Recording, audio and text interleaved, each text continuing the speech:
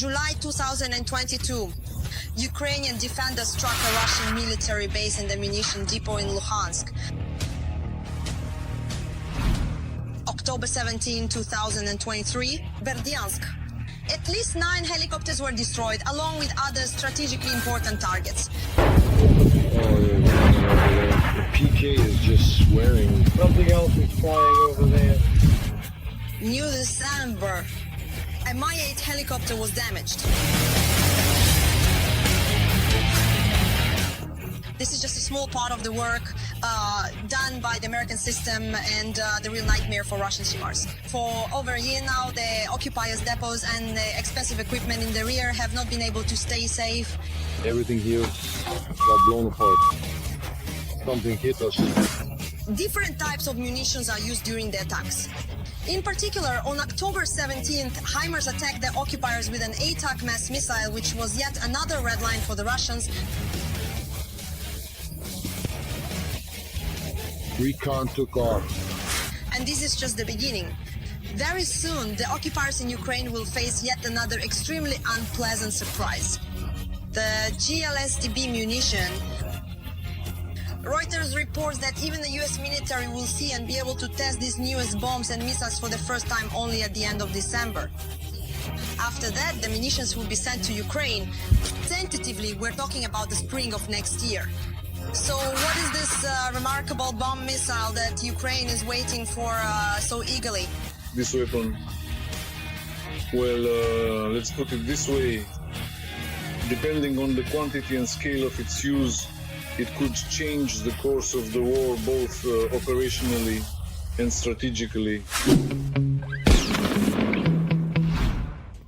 The American company Boeing came to the US Department of Defense with what was, for those times, a crazy initiative to combine a bomb and a missile. The idea was laughed at. It does sound strange, you have to admit. That's exactly what the American officials thought as well, and they rejected Boeing's proposal. But the company didn't just shelve the idea for good, and that was the right decision. The thing is, in 2008, an international convention was signed, according to which the signatories were forced to significantly reduce their own stockpiles of cluster munitions. In America, in particular, there was a large stockpile of M26 rockets designed for the HIMARS and its tracked counterpart, the M270 MLRS. So at Boeing, they thought, why not take the rocket motor from the M26 and ingeniously reuse it, carefully adapting it for use with the innovative, precision-guided GBU-39 bomb, which is also manufactured by Boeing. The main advantages of this latest missile were its impressive accuracy and its low observability, making it a highly effective weapon in modern warfare. It also had wings. Truly, it's a very effective weapon. This is evidenced by the fact that tens of thousands of them have been supplied worldwide. However, this is an aerial bomb, which means it must be launched from aircraft. Boeing, however, set themselves an ambitious goal to turn an air-to-ground bomb into a ground-to-ground munition, making it possible to launch the projectile from ground-based platforms. And this is precisely where the rocket engine from the M26 came in handy. As we mentioned, this idea was initially rejected by the US Department of Defense, but Boeing didn't give up, and after a relatively short period of time, the Swedish company SAB officially joined the project, becoming an equal and important partner in developing the experimental GLSDB weapon. As a result, something completely new and never before seen was, in the end, ultimately brought into existence a truly remarkable and innovative winged bomb. This bomb missile is capable of striking targets at distances of up to 150 kilometers. The weapon uses a GPS system for targeting. It operates at any time of day and in any weather conditions. Like the GBU-39, the experimental weapon is equipped with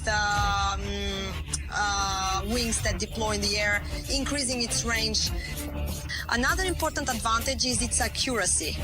The GLSDB is capable of hitting targets with a margin of error of up to 1 meter. But even that is not the main advantage of the bomb missile. It's unique because it can strike from any angle. It is capable of flying around terrain and hitting targets that are, for example, in the mountains or in hard-to-reach places that are not easily accessible. The enemy often tries to hide behind mountains or other obstacles to protect themselves from weapons that can only fly along a ballistic trajectory. Unlike the ballistic trajectory of rocket projectiles used by these multiple launch rocket systems, HIMARS and MLRS, this missile can be launched to a specific point, for example, straight ahead. And after that, it can plan to turn and strike us from behind or to the right or to the left. In other words, it can perform these kinds of maneuvers. This is very important. Now imagine that not just one such missile is flying, but several at once, and most importantly, from different angles. With these conditions, no target will have a chance to remain unharmed. This is the only weapon of its kind that remarkably combines such a long range with a unique ability to launch 6 projectiles at once and from any angle. Obstacles in front of the target are also not a problem for this missile. The projectile can be set to detonate either directly upon contact with the target or with a delay after penetrating through concrete inside a bunker or a fortified command post. In addition, the weapon is low observable. It is extremely difficult for any air defense system to shoot down this bomb missile.